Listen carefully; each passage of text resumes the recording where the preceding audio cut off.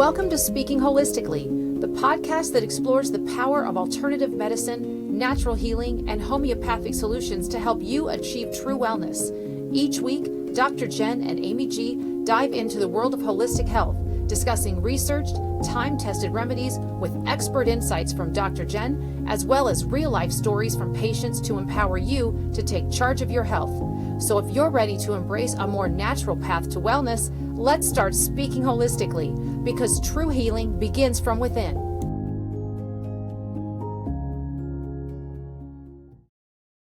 Hi, everybody. Welcome to Speaking Holistically. I'm your co-host, Amy G. I'm here with my amazing co-host, Dr. Jen, and we are doing a Family Health Hub episode today, and this is for your mental health, and we're going to be talking about closets. Yep, it's basically the Narnia of where all of the stuff ends up, right? I had a patient come in last week and he's like, "Can you help my wife not use her credit card so much?" And she was sitting right there. He's like, "She doesn't know what to do with stuff. She wants to get rid of it, so she puts it in my closet, and she already has 3 closets."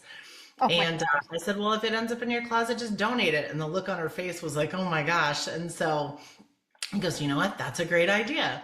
So closets tend to be the You broke catch-all up for, a marriage is what you're saying. You broke up a I marriage. know, probably, right? I didn't say take your credit card away.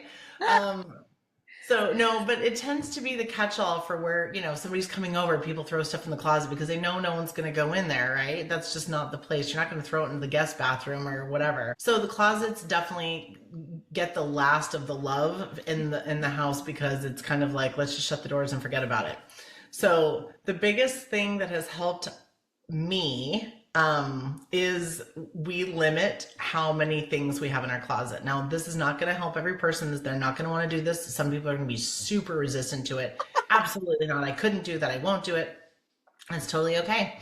It's not you. It doesn't have to be you, but this may help one person and just kind of and balance their lives out a little bit. So for me, I have 50 hangers and my husband has 50 hangers because Wow. 50 items of clothing for our lifestyle tends to be enough. Now, if my husband had 100 hangers, he would have 100 items. If he had 400 hangers, he would have 400 items for sure.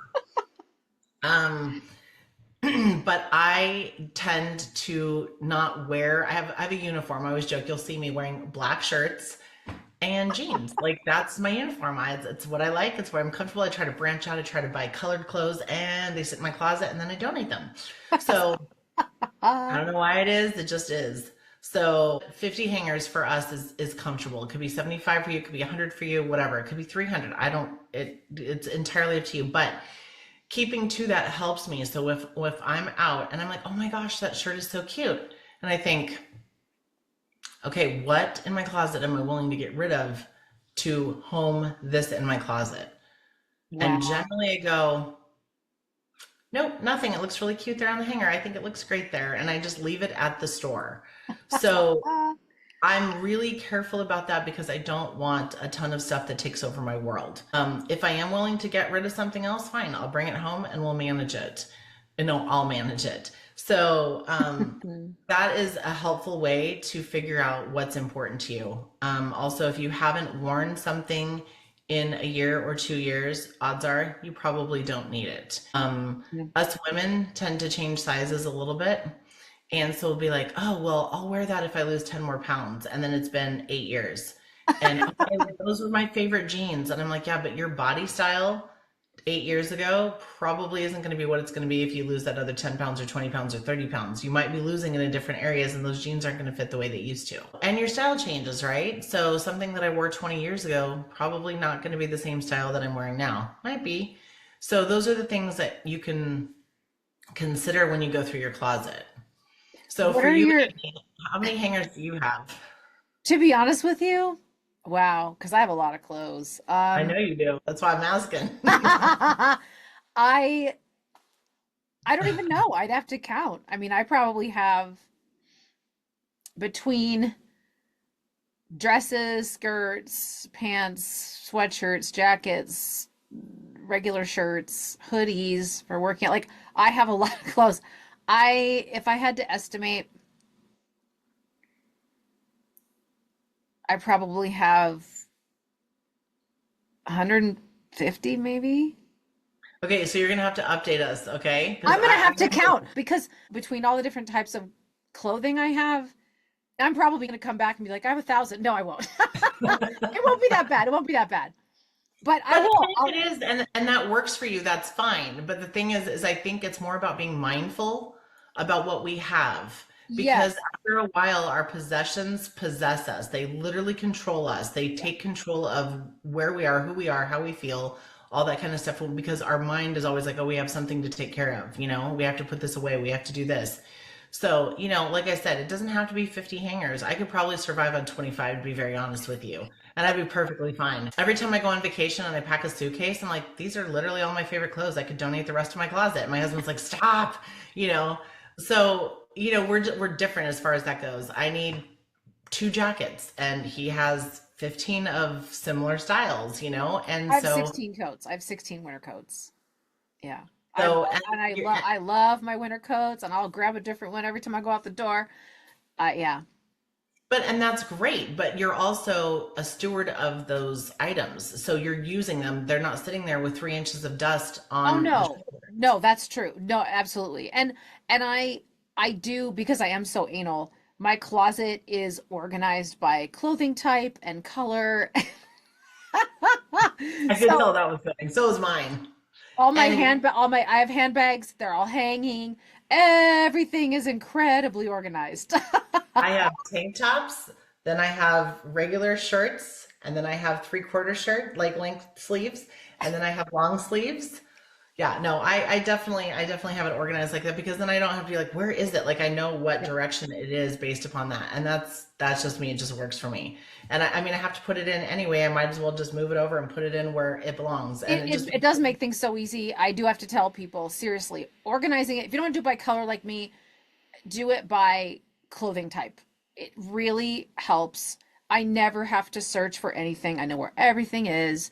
So now let me ask you a question. What are your thoughts? Because we're talking about organizing and whether something means something to you or not, or you're going to use it or not. What are your thoughts? Because immediately Maria Kondo pops into my head. so yeah, I mean, I've definitely connected with Marie Kondo for sure because of how I function. Did I try folding my underwear for a while? Absolutely, And after a while, I'm like, this is just stupid for me. It didn't work for me. Okay, so I throw them. I have, like I told you, like in the last episode, I have a felt bin. I have those in my nightstand in my closet. I have drawers in my closet. So I have that in there, and I throw underwear in one. I have bras in another, and then I have socks in another. And the socks, I was better with the socks with the Marie Kondo aspect of it of folding them, but I put 2 of them together and I fold them in half and put them there. So they're kind of Marie Kondo. Let's put it that way. And if you don't know who Marie Kondo is, go check her out. She is definitely the guru of calm and organized and it works, but I'm over folding my underwear. I have to tell you, I just can't do it. So, and it's organized. Don't get me wrong, but it's organized in a way that is time efficient for me. The shirt folding can be great. The jean folding, I love how she folded the jeans. So I definitely still do that and keep that organized, and I can easily find things.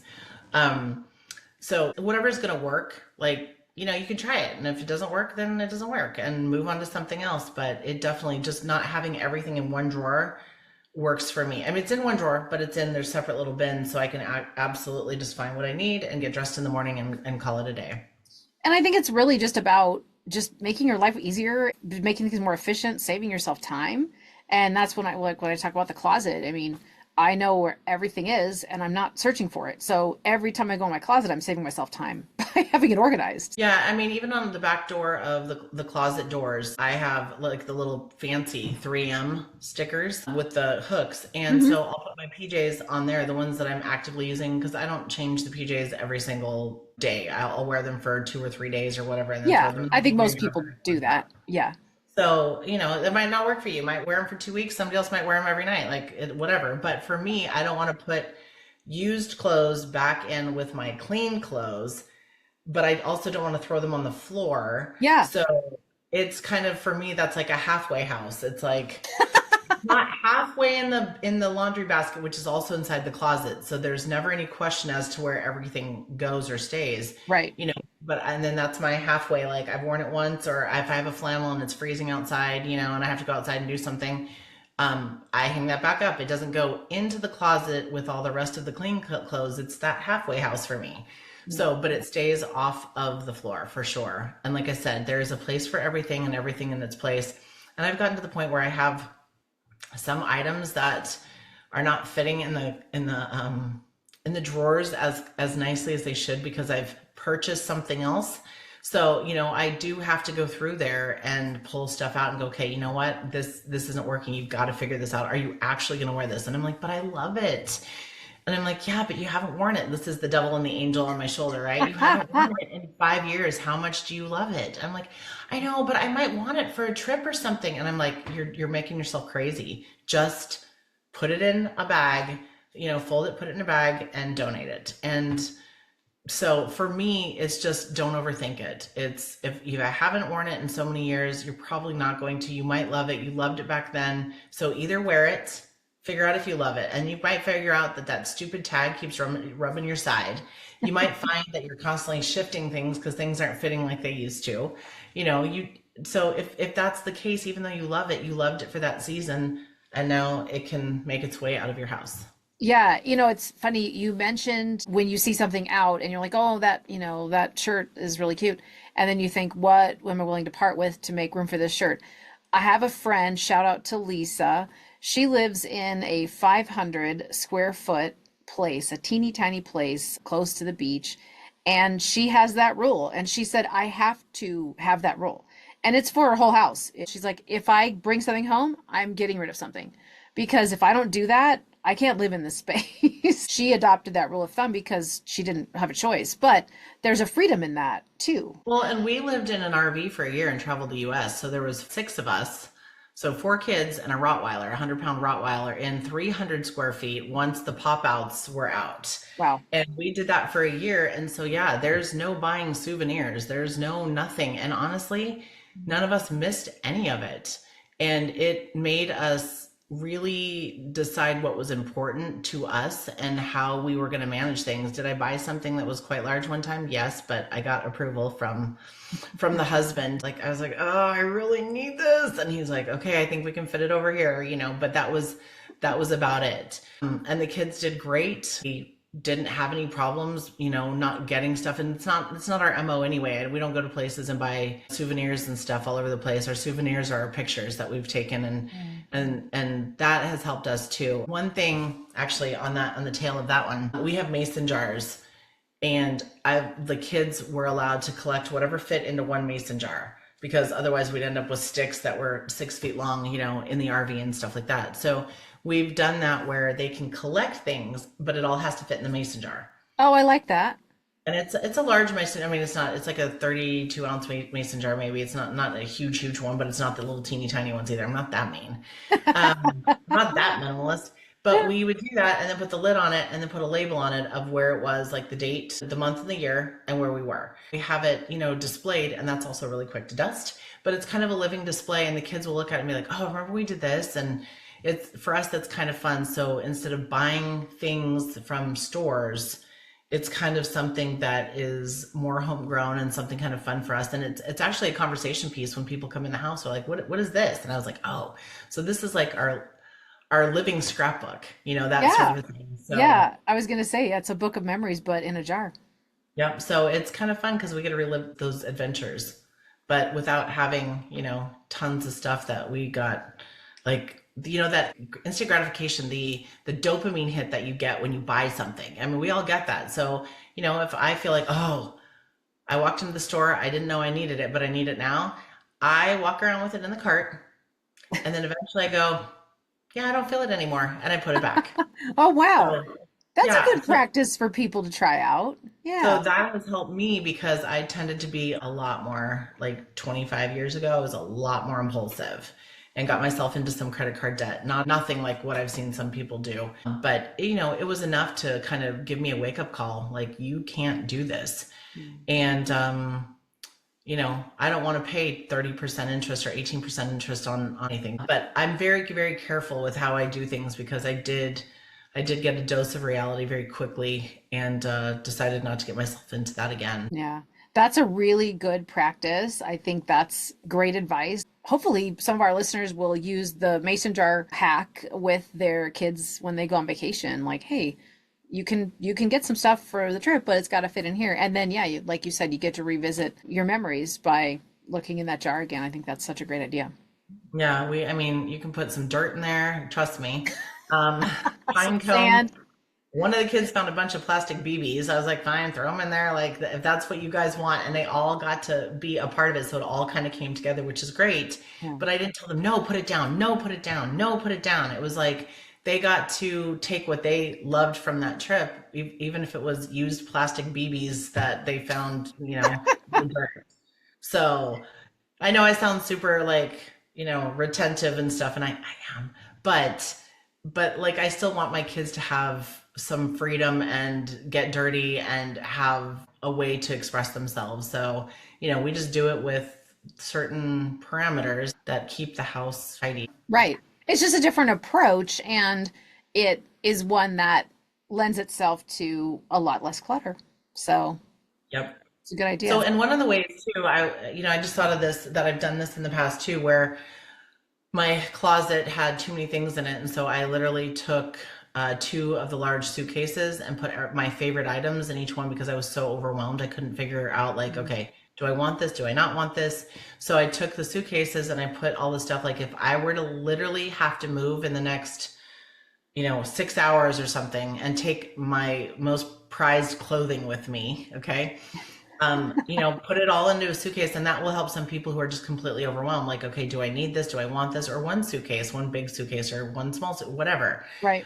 But put that stuff in there and see what's left over and be like, I really don't need that. Like, I like it and I could use it, but do I need it? And then that also can be helpful because then it gives you a visual context of like what you're dealing with, and then take all the rest of it out, put it wherever you need to put it, and then put that stuff back in. And that might help too. So there's not just one right technique. Like I said, I have 50 hangers. Amy has 3,000. I have 2 winter coats. She has 16, and it's perfectly fine as long as it has a home for it and it's not stressing you out. Yeah. If you can get yourself, like if you have 120 hangers and you think, okay, 100 I could do. Great, then do that, but just stick to that. Don't keep buying hangers, because the more hangers you buy, you're going to just fill it up. You fill them up. Yeah. You're going to hang stuff on them. Well, thank you, Dr. Jen. Hopefully this was very helpful for our listeners, and they're going to take away these tips and try them out. And I will count my hangers and let you know how many I have. Excited. All right. Thanks, everybody, for listening. If you haven't joined our school community before, I'll put the link in the show notes. You can also follow us on Facebook, Instagram, or you can subscribe to our YouTube channel. And thanks, everybody, for listening. Thank you, Dr. Jen, for your wisdom and insight, as always. Absolutely. Thanks, Amy. Bye, everybody. Bye.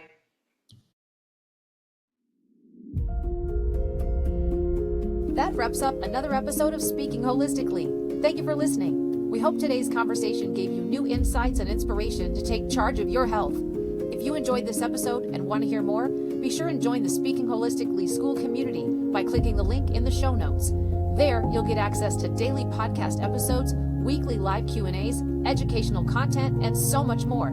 You can also connect with us on our Facebook page, follow us on Instagram, and subscribe to our YouTube channel. Until next time, be well, stay curious, and keep speaking holistically.